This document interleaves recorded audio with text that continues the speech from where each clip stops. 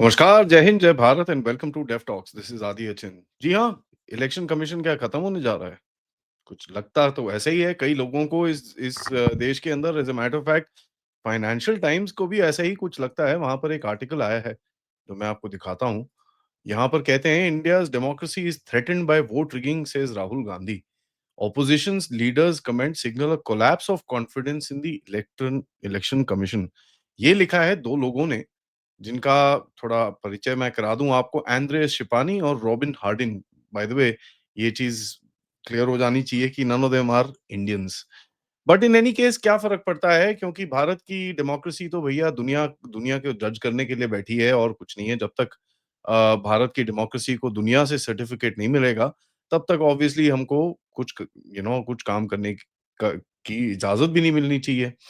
अब देखिए ये चक्कर क्या है? चक्कर इसको थोड़ा-सा आपको बैकग्राउंड पे देखना पड़ेगा एंड एक्चुअली मैं आपको let me show you another page जहाँ पर कुछ लिखा हुआ था so that we can actually understand चक्कर है क्या? नीचे पढ़ेंगे तो लिखा है Gandhi said his party strategy to challenge the integrity of India's electoral system by building public pressure. ठीक है जी? और इसी के ऊपर she then imposed a state of emergency. तो ठीक है, समझ में आ रहा है आपको?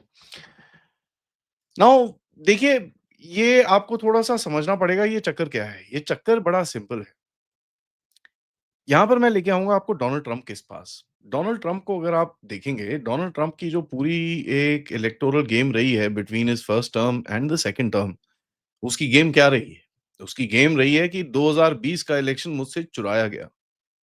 उसने कभी भी प्रूफ नहीं दिया, उसने कभी भी कोई भी लेजिटिमेट चीज़ें नहीं दी, ऑल्दो हमको सबको पता है वहाँ पर कुछ ना कुछ गड़बड़ हुई थी। But he never gave any proof. उसके ऊपर केस चलाए गए, सब कुछ हुआ, लेकिन आपको अमेरिका का सिस्टम पता ही है, वो हमारे से भी थोड़ा-सा 3 कदम आगे है। तो ये एक ऐसे ही गेम यहाँ पर है जहाँ पर बोला जा रहा है कि भई ये ट्रांसपेरेंसी नहीं है, यहाँ पर तो बड़ा पूरा डिलेजिटिमाइज़ करा जा रहा है हमको, ऑन पर्पज़।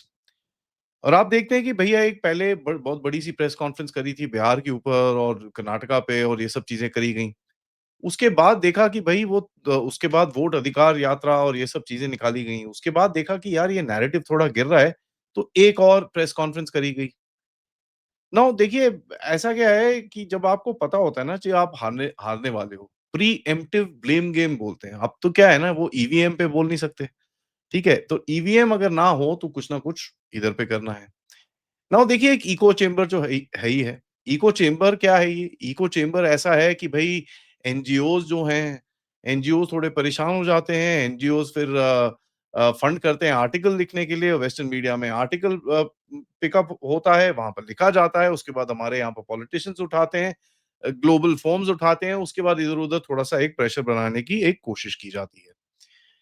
देखिए यार ऐसा है, ये जो भी कह लीजिए इलेक्शन सिस्टम के हिसाब से this is one of the most robust election system of the world, इसके अंदर कोई डाउट नहीं है हमको, ठीक है? और यहाँ पर भी हमको बड़ा क्लियरली पता चलता है कि साहब कितनी कोशिश कर ली इसके ऊपर, कितनी कोशिश कर ली आपने, यहाँ तक कि आपने देखा कि साहब बड़ा क्लियरली आपने तो पहले ईवीएम की तरफ गए, फिर स्टेट्स की जो नेशनल इलेक्शन को क्वेश्चन किया गया, फिर स्टेट की तरफ गए, अब कहते हैं एक हाइड्रोजन बॉम्ब भी आ रहा है। हाइड्रोजन बॉम्ब प्रीटी मच सबको लगता है कि वही होगा जी, बनारस में प्राइम मिनिस्टर मोदी ने ये चीज़ करी है, तो उसके ऊपर अभी उनके ऊपर एक टारगेट करना पड़ेगा।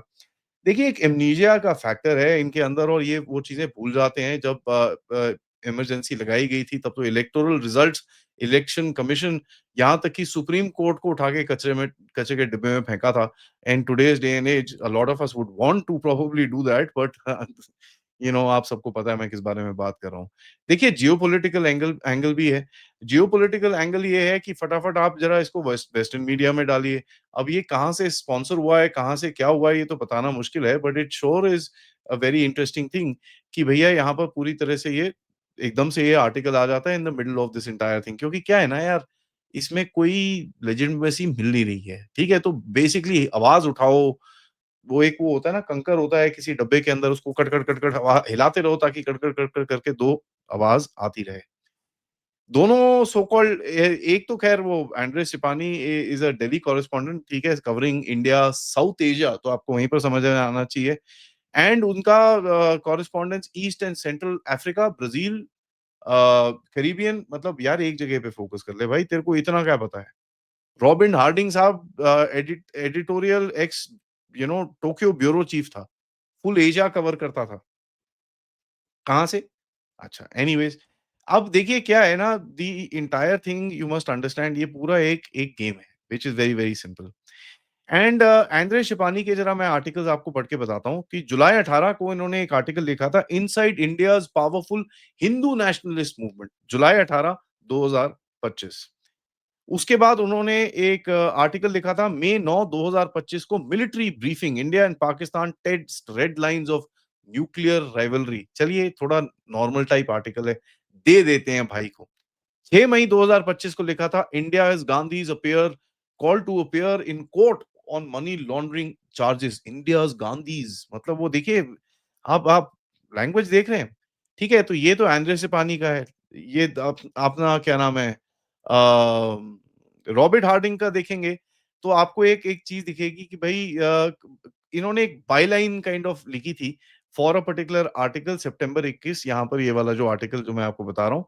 एंड उसके बाद इन्होंने दोबारा एक आर्टिकल लिखा व्हिच वाज़ अबाउट जीएसटी वो कहीं कहीं थोड़ा न्यूट्रल टाइप ही था because I don't think the guy is very very well written तो ये कहीं न कहीं से आया है, इन लोगों ने उठाया है, चेपा है अपने नाम के नीचे और आगे कर दिया है। देखिए, हमको एक चीज़ और समझ में आनी चाहिए कि काफ़ी लोग में आपको याद होगा सागरिका जो हमारे शो में भी आती थी, इन्होंने भी एक आर्टिकल लिखा था एक बारी फर्स्ट पोस्ट में मैं उसको कोट करूँगा जहाँ पर उन्होंने लिखा कि वेस्टर्न मीडिया और जो फाइनेंशियल टाइम्स है, ये एक इंडिया को ना बड़ा एक टेढ़ी तरह से देखते हैं। आउटराइट पॉलिटिकल प्रेजुडिस है इनका मतलब एक पॉलिटिकल गड़बड़ है। नाउ यहाँ पर थोड़े से एग्ज़ाम्पल्स मैं आपको देता हूँ। 2 अप्रैल 2024 को एक आर्टिकल लिखा गया the mother of democracy is not in good shape. उसके बाद 22 मई 2024 को एक आर्टिकल लिखा गया is the cult of Modi starting to lose its lustre. उसके बाद आप ये फाइनेंशियल टाइम्स के आर्टिकल्स तो आपको देखेंगे back to back, back to back, back to back यहाँ पर आ रहे हैं। ना देखिए चक्कर क्या है? चक्कर ये बड़ा सिंपल है कि देखिए यहाँ पर जो भी चीज़ें आप कर रहे हैं, उसको कहीं न कहीं से तो कुछ न कुछ तो बैकिंग आनी पड़ेगी। अभी ये डायरेक्ट बैकिंग है, इनडायरेक्ट बैकिंग है, वो सब चीज़ें छोड़ दीजिए। The point is that we see this entire thing in the front. और जहाँ पर आप देखते हो कि इस टाइम पे जहाँ पर डोनाल्ड ट्रंप की सरकार को भी भैया मोदी जी ने झटका मार रखा है, उनकी जो एक स्ट्रॉन्ग मैन इमेज है उसको अगर थोड़ा-सा पीछे से मारोगे और एक डाउट क्रिएट करोगे, strong man Modi eroding democracy in the world's biggest democracy बोल के, तो आपको समझ में आता है जो बंदा दूसरी तरफ बैठा है यार ये क्या हो रहा है? द पॉइंट इज़ हम लोग जानते हैं कि ये पूरी वेस्टर्न मीडिया फेक है। This is all anglicised to a point और ये बेसिकली इनका तो agenda is to a point कि भई बिना एजेंडा के ये काम करते भी हैं, इसका मेरे को अब डाउट होना शुरू हो गया है। तो ये इतना फेक है कि इसको क्या बोल सकें। But at the end of it that particular message ये अभी दुनिया में चारों तरफ नहीं गया है। That's the reality. ठीक है, पॉलिटिकल एक्यूजेशंस, रिगिंग ये वो चीज़ें ये तो बार-बार, बार-बार चलती रहती हैं। They been on for a long time और हमको पता है हमारी हिस्ट्री क्या थी यहाँ पर। टू अ पॉइंट दुनिया में कोई ऐसा इलेक्शन नहीं है जहाँ पर ये सब चीज़ें चलती हैं। But just to create noise अगर ये बार-बार, बार-बार मैनिपुलेट करके आप अ, कुछ ना कुछ क्रिएट करिए, every time election commission, it really just tells you there is a motive to kind of discredit the election जैसे एक एग्ज़ाम्पल दुनिया में देखा गया डोनाल्ड ट्रम्प का, उसी का एग्ज़ाम्पल काइंड ऑफ लेके अगर आप कुछ चीज़ करने की कोशिश कर रहे हो, so it does seem a little weird. एक पैटर्न ये है कि जब आप देखिए जेन ज़ी ये सब चीज़ें these are not normal things which are said और जब आपके पास एक एक एक चीज़ है कि भई नेपाल में जेन ज़ी का इतना बड़ा प्रोटेस्ट हुआ, इतने लोग मरे, उसी को आप अगर टैग करते हो तो then you have a certain pattern और if you don't then come out and say यार मेरे को कोई देश में अराजकता नहीं नहीं चाहिए, मुझे ऐसा कुछ नहीं चाहिए, बट मेरे ये प्रॉब्लम्स हैं इनको ज़रा सॉर्ट आउट करिए। Fantastic people will love to have a sit down and have a conversation उसके अंदर कोई डाउट नहीं है। बट जहाँ पर आप बोलते हो कि एन आपके कितने सारे लोग योगेंद्र यादव ने आके इतनी क्लियरली वहाँ पर बोल दिया टू अ पॉइंट मेरे को पता ये चला है कि लेफ्टिस्ट इकोसिस्टम ने उसको झटके काफ़ी मारे हैं कि ओए बेवकूफ! ये क्या करा तूने जाके पूरी हमारी पोल खोल दी। तो वो भी अब जेन ज़ी की तरफ से देखिए इंडिया में मैं सही में बता रहा हूँ there is not gonna be much of a reaction, there is no way. ये लोग देखिए नेशनल रिएक्शन करना in a country like India with 1.4 billion people is not easy. तो ये करेंगे क्या? They will try and create a small little affair somewhere जिसकी ढोल बट्टी बजा के उसको बड़ा बनाएँगे। So you can pick up any issue कहीं न कहीं कुछ ना कुछ इश्यू होगा। आप देखिए आज उत्तराखंड में कोई paper leak alleged paper leak के ऊपर एक कोई चीज़ निकली, बाद में पता चला कि कुछ और गड़बड़ थी। I am not completely thorough with that story तो मैं एक जजमेंट नहीं देना चाहता, बट कई फेक्स न्यूज़ के ऊपर भी प्रोटेस्ट चलते हैं। आपको याद होगा अग्निवीर का जो प्रोटेस्ट हुआ था, ट्रेनें जल गई, ये हो गया जी, बसें जल गई, एक दिन पूरा हालत खराब, अगले दिन पूरा ठंडा। So you know this is narrative farming. ये सिलेक्टिव प्रोसेस है, नैरेटिव फार्मिंग है। एक एक पर्टिकुलर ऑडियंस को सैटिस्फाई करने के लिए ये सब चीजें करी जाती हैं and these are more juicy dramatic rather than any substance of any sort.